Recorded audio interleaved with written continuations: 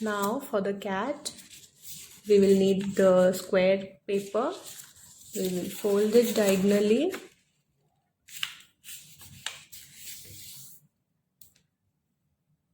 Again, fold it diagonally.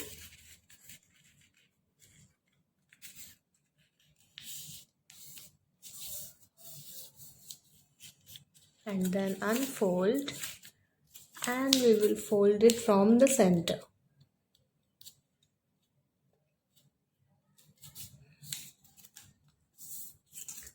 Same from the other side, center,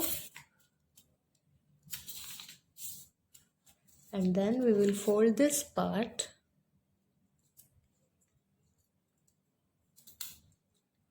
and we are done. That's a cat.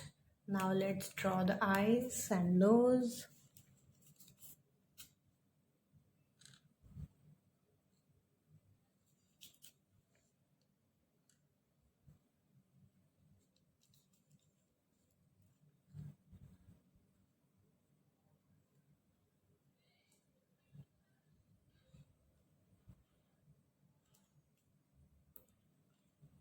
To make more expressions, you can just draw some gentle lines on the cheeks.